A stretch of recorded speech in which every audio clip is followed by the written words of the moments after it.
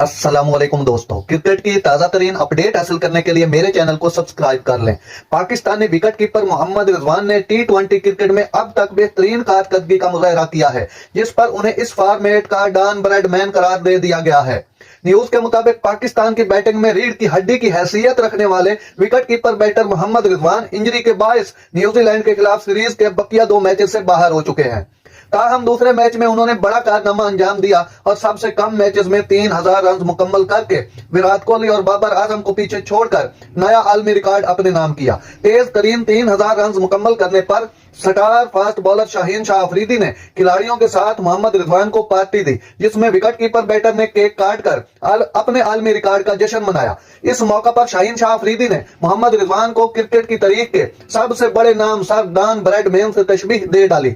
star fast bowler ने social media पर लिखा कि मुबारकबाद देते हुए लिखा, टी20